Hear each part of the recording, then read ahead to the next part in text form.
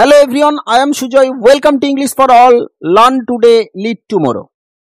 Dear learners, আজ আমি spoken ইংলিশের একটি গুরুত্বপূর্ণ বিষয় নিয়ে আলোচনা করব, যেটি স্পোকেনের সময় আমাদের প্রায় বলতে হয়। বিশেষ করে আমরা যারা 2-3 তলায় বাস করি বা কোনো অফিসে কাজ করি, যেমন আপনি ওপর তলায় আসুন, তুমি ওপর তলায় যাও, সে নিচ তলায় আছে, তারা নিচ তলায় আসবে, আমরা উপর তলায় আছি। এগুলি কিভাবে ইংরেজিতে বলা হয় তা আজকের আমরা শিখব।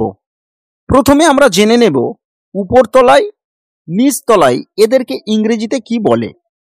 উপর তলায় ইংরেজিতে বলা হয় আপস্টেয়ার্স, নিচ তলায় ইংরেজিতে বলা হয় ডাউনস্টেয়ার্স। চলুন এবারে দেখে নিই এগুলি সেন্টেন্সের মধ্যে কিভাবে ব্যবহার করা হচ্ছে। আপনি ওপর তলায় আসুন। হ্যাঁ ডিয়ার লার্নার্স, এটা আমরা সকলেই বলবো you come to the upstairs. এই সেন্টেন্সটি একেবারেই ভুল।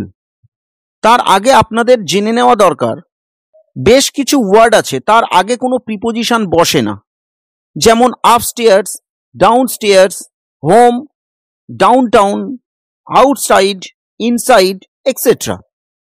তাহলে আপনি উপরতলায় আসুন, এর ইংরেজিটা হবে ইউ কাম আপস্টেয়ার্স। তুমি উপরতলায় যাও, ইউ গো আপস্টেয়ার্স। সে নিচতলায় আছে, হি ইজ ডাউনস্টেয়ার্স। তারা নিচতলায় আসবে, দে উইল কাম ডাউনস্টেয়ার্স।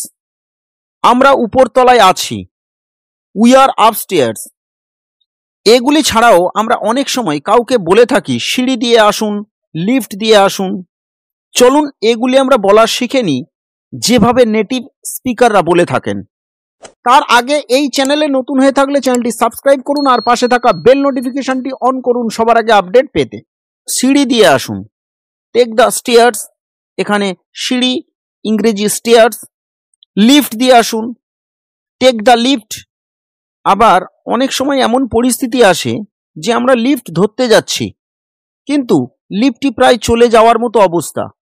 তখন আমরা লিফটটি থামানোর জন্য যে কথাটি বলি, লিফটটি ধরুন, হোল্ড দ্য লিফট। এই হলো উপরতলা, নিচতলা, সিঁড়ি সম্পর্কে আলোচনা। আপনারা এগুলি ভালোভাবে প্র্যাকটিস করুন। ভিডিওটি আজ এখানেই শেষ করছি। ভিডিওটি কেমন লাগলো অবশ্যই কমেন্ট করে জানাতে ভুলবেন না। ভিডিওটি ভালো লাগলে লাইক ও শেয়ার করুন। Thank you for watching this video.